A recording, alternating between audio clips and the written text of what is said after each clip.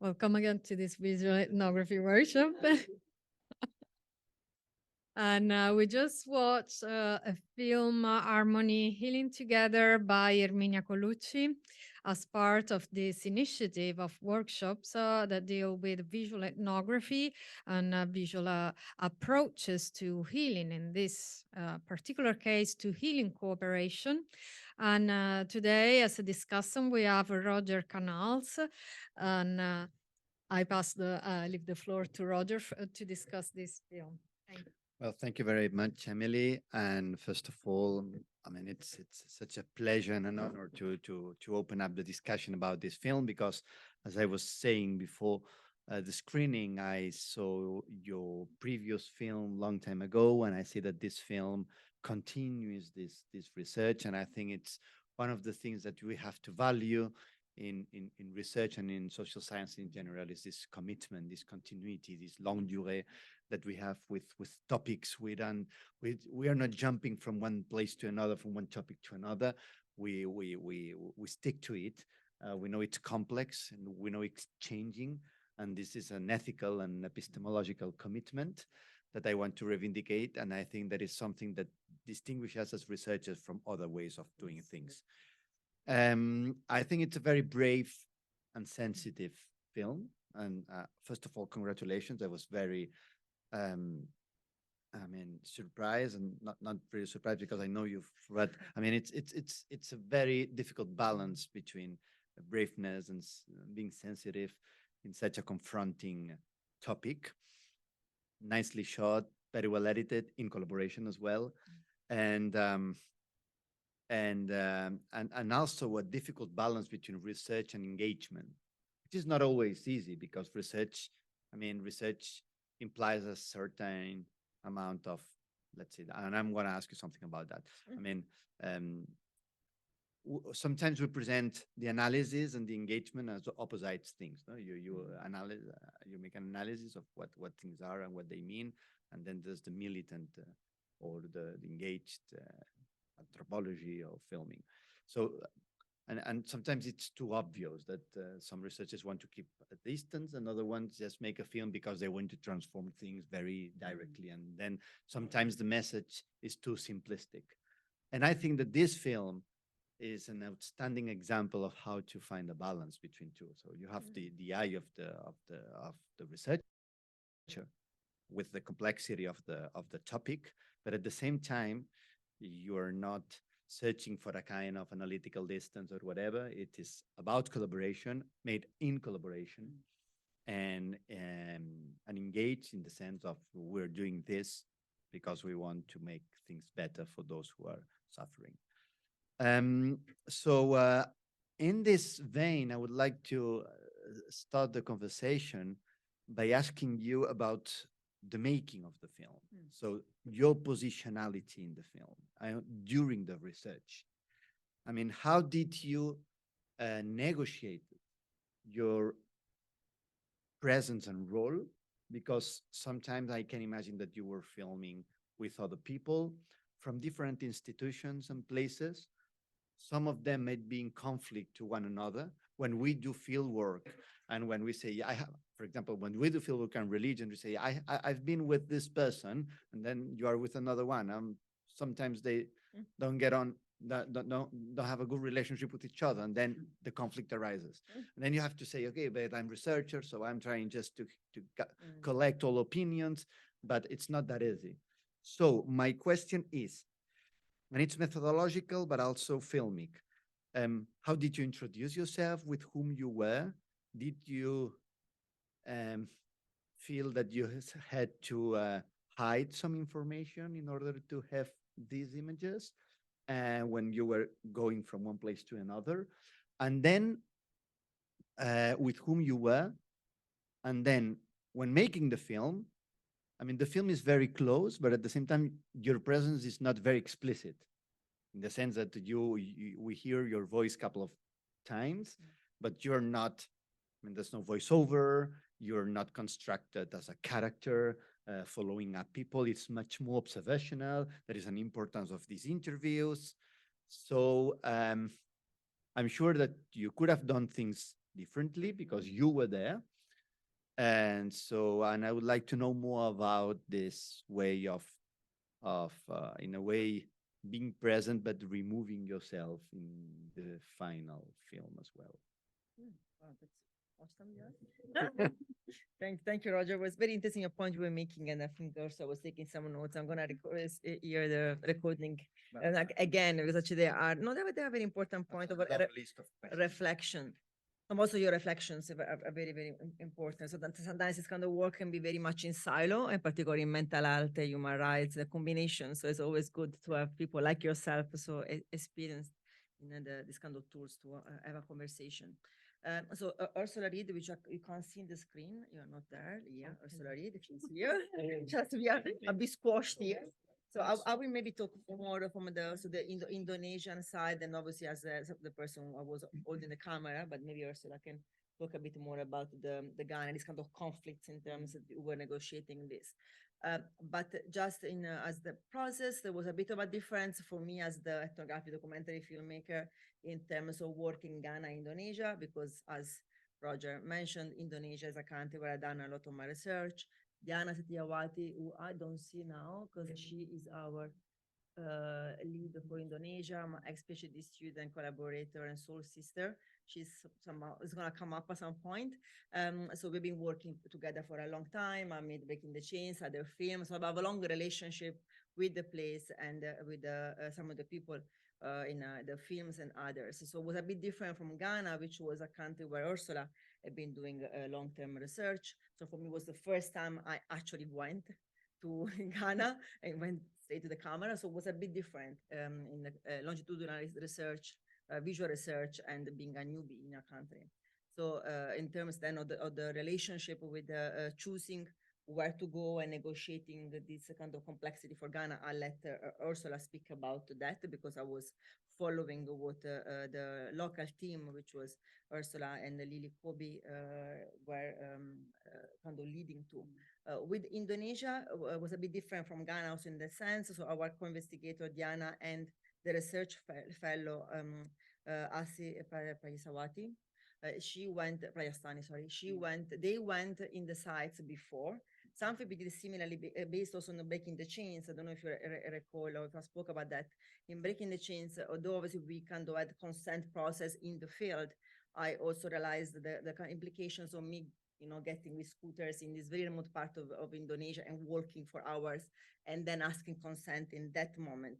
So we had a process of kind of asking a pre-consent with the local organization before I went in the field. So based on that, a similar approach was used in Indonesia, where Diana and Asti went in the fields before I arrived to start or restart these collaborations, these conversations, and starting exploring also based on advisory group suggestions, and then going to contact the people there to kind of starting eliciting consent before I arrived.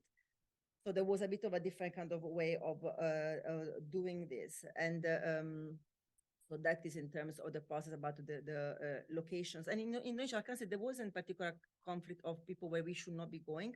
Some of the people you have in the film, the Professor Suyani, she had a lot of issues. You could see her in the film. She speaks about that because she was seen as from other psychiatrist, as you are a dukun, you are a healer, who are you? So she speaks about this in the film. So we were told about, but she's not really, the reputation was a bit complicated, but it was not something that people you should not have her in the film. So probably that was the one a bit more, not controversial, but a bit more complex to think about what to do with that. But what has been interesting is when the healers have been looking the film, watching the film, and discovering of each other also in different islands to see the reaction we're told about and the interest of each other. So I was in Bali in January to show another film, and there was a few healers there, and then seeing each other and learning some parallels, learning about other way that other faith-based healers were doing something. And that was actually very interesting because we didn't plan, when we planned about collaboration, we were thinking more of exploring between mental health workers and traditional or faith-based healers, but not about actually the healers between themselves, which goes to what you and me were saying today about this building in Rome, right? So that was actually an interesting thing, of more the curiosity of learning about each other. And that I think is, again, another area of research. Always the next, in 10 years time again, we'll be back here again. And now let's explore collaboration between faith-based healers. So that has been my experience with Indonesia, but I don't know if Diana is not there, right, to ask her perspective. No? You want to say something about Ghana? I was just going to add to what you said about that actually, and relating to Cecilia's point about disagreements, because when we showed the film to some of the participants in Ghana in February, and unfortunately Erminia wasn't able to come, but what was really interesting was two of the Nananum, the traditional healers who came, they had completely different points of view on. So the person that's at the beginning of the film and someone who appears later, they both sort of disagreed a bit on because the sort of more senior healer doesn't, the one that I talked about yesterday, doesn't agree to collaborate in that way. He sees that his medication is enough and he's not adding on another medication. So that, like you said, it was really interesting hearing them reflect on their own and using the film to have that conversation was really, really interesting. Yeah, so I don't know what I just wanted to say, Roger, thank you for the comment about your sort of epistemological and I can't remember what the other word, commitment. There was another word you used. But I think that's it's often difficult for us as researchers, and I think what's been very fruitful in us working together is that we have kind of tried to build on the grant that we got for Together for Mental Health to get other funding to continue. And I know how challenging that can be, because I've also had to be pulled off in other directions to work in other countries that I don't really know. And it's a steep learning curve. So being able to have that commitment, it costs actually, not just money wise, but also in terms of our obligations to our participants and the personal relationships that we develop, and balancing that is very, very difficult. But I don't think we should shy away from it. Precisely the opposite. Yeah. So thank you for that. And in terms of this project, as I mentioned this morning, it was designed as an interdisciplinary project, and I think we tried to make this an interdisciplinary project. And the richness also of doing this kind of work outside of our areas. Obviously, also being a medical anthropologist, I have a PhD in cultural psychiatry. I have a PhD, a MPhil in visual anthropology, but obviously not in depth anthropological knowledge as Ursula does. And then Asti was a medical doctor, and Diana is also a clinical psychologist. So there was all this kind of, Lily and Ursula, psychologists, both of them. So there was this kind of different perspective as well in terms of our disciplines, how we negotiate also between ourselves about how do we work. Was a different tool for everybody, and in terms, for me, another country, other way of operating. So it was a lot of also negotiation in the team, which I think are very, very important to also to discuss and know about as a learning experience. I have many other questions, but of course I open the floor as well, both for the audience in here. For example, Eloise has a question. Then perhaps before finishing, I will ask a couple of more things, but I would like to distribute the word as well. Eloise, you want to come here? Or? Yeah. They can hear you. Thank you. I will have thousands of questions, but I will stick to one. There was one scene that was really strong. It's the scene where you are in this house, and one of the doctor asked to one of the family member, how do they feel about it? And just can imagine how, cannot imagine how suffering can be to stay for 7 years in a little box of wood. And so I think it's really articulate when he expressed this two different point of view you can have. At the same time, knows that it's difficult, but at the same time, he has to protect other people. And then the doctor asked again another question, okay, but it's been a long time I've been discussing this matter. And so we understand that it's been 7 years that trying to get it out of the box. And so I was wondering, like, is it the same that is being freed after in the movie? No, it's two different persons. So my question was, we know that a camera can be a context triggering device, like how Christian Sure has told. And I was wondering to if you know what happened to this person. Like, did your presence change anything? Because like how they talk seems like a bit of profil me, like they were like maybe acting in a way or speaking in a way which was triggered by like the setting and the filming. So I mean, as you know them, were they like so articulate because like it was like such a beautiful conversation between them. So was that like this all the time, or did they have to be like more explicit because you were there? And secondly, like, did the fact that this has been recorded, has changed anything? Did the family members did gather and did discuss the matter or not? And did he, I mean, he's free. I mean, that's one of the question I have. And the second one, very quickly, is you decided to focus on the health workers. And we hear sometimes like the suffering people, like the patients talk. Is it a choice you made, like you had to make for specific reasons, or like because you could have decided to like just focus on the patients and not really talk about the health workers? So why did you make this like decision of? Thank you. Thank you.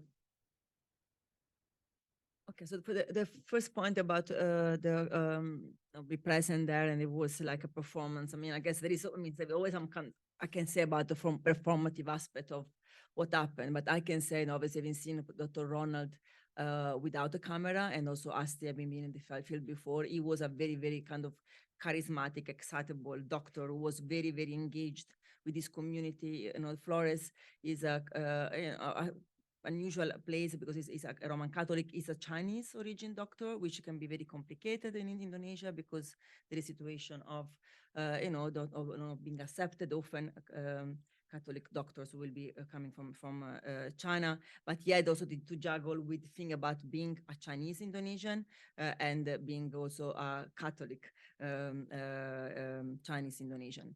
But so I guess because of all of this, it was somebody who knew how to be liked by people, and he did people really like open his door in a way you see and engage with him, and he was very straightforward with people. So what you see in the camera was his way of being, because we also saw him with the rehabilitation center.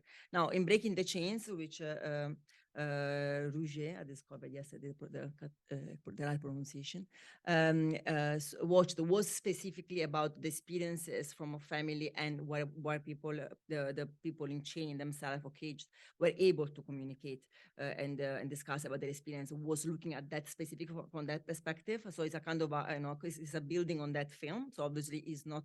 That's why it's a little bit different. And I guess in Kabom, because it was the first film in Ghana, is a little different in that sense. So there is another film you can watch more to go more in depth about the experiences and the lived experience.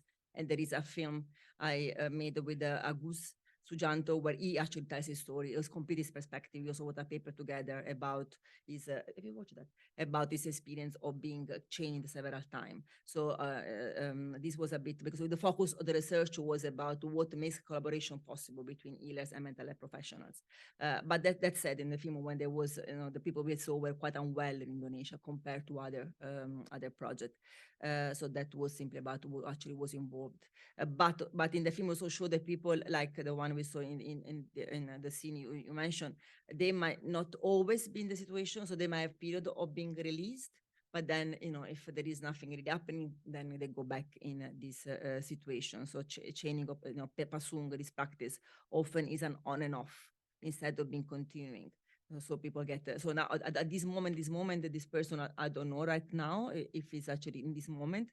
If he's, I don't know if there is here the Amorosa. She works in Flores. If she has a latest update, I think she was there last month. But can change from going there 1 month to the next one. Yeah. And then the other point you're making. Wait a second. What was the second question? What was the second question? Can you remind me? Or you took the point of view of the. I did, okay, viewers. okay, I already answered them, okay, Yeah. yeah, okay. I would like to, if I may, to following up a little bit with what Eloise was saying, trying to put you in, I mean, to ask you something about the film is that, well, the film has a lot of powerful images, visually speaking, of course, in the sense that they are confronting, but the word interviews, what people say, has a strong power. I mean, the film is mostly, I mean, rituals usually have a voiceover from an interview, and so I mean, it's very constructed on what people say in a way,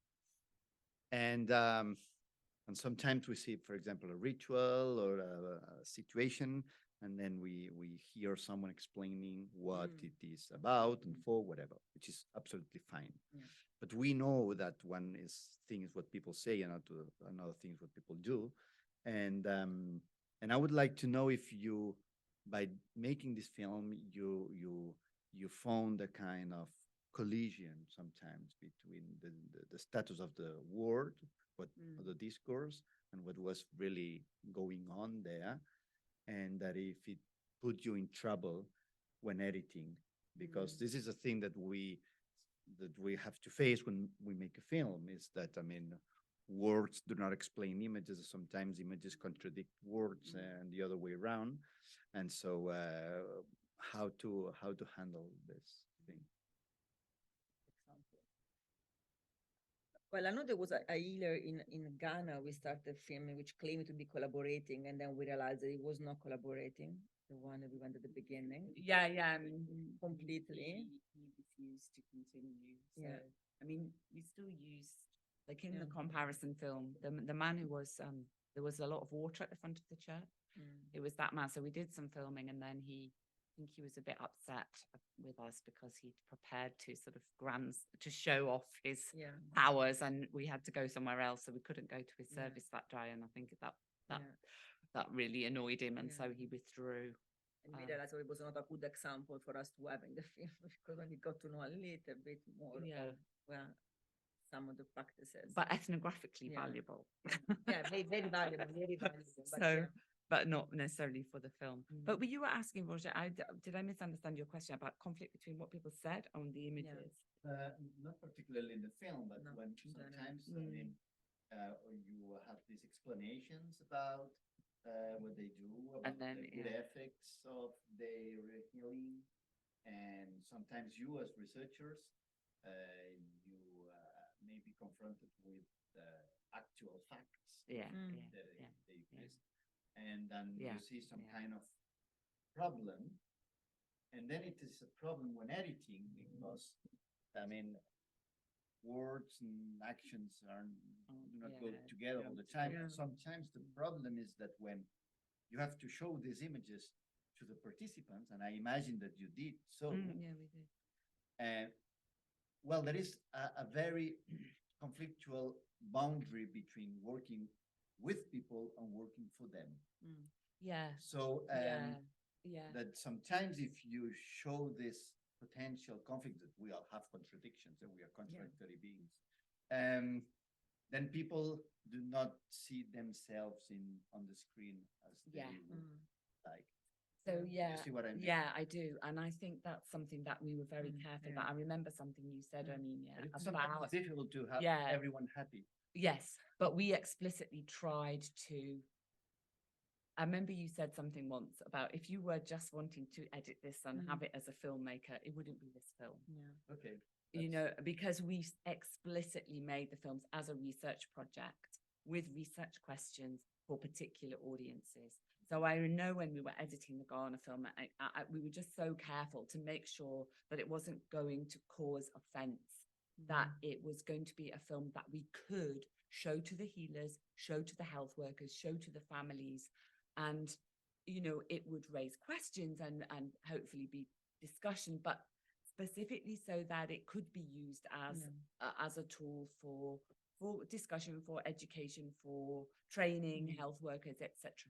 So it had, yeah, it's not, we could have edited a completely different film. Yeah. Well, yeah, it's so- not a criticism. what No, I'm no, saying. no, It's I just don't that take it. It depends on the game of the film. Exactly. Because with exactly. this film, I imagine that you didn't want to break potential bridges Exactly. And and exactly. alliances, collaborations. I was terrified about that. we were- I Because- was terrified. Yesterday, we were saying it's not about images of healing, but about healing images. It's different, so that images can contribute to healing processes. Mm. And in a way, this film has this goal as to be an actor in this situation. Cool, yeah, yeah. But I think it is also, and also dealing with the mental illness, that is not a small thing, the topic, and people who are severely unwell and family often are uneducated as well. The issue as well, in addition to what Ursula said about also potential misrepresentations, also for breaking the chains, like I was very careful in terms of if some scenes which cinematographically, Yeah. is cinematographically, that's it. Thank you. Maybe where like even like very nice image like this was, I think this very well, or maybe very dramatic. I think about they could have been very appealing to some film festivals in particular, that what they maybe were misrepresenting, or they could have been misread, misrepresented, and that being a priority, being ultimately not only research but also all of us, health professionals ourselves by background. So there is all this kind of also putting the protecting the potentially the person from harm in terms of being misrepresented. So these were priorities. There is a scene which was complicated. Just give an example. I'm trying to remember the process.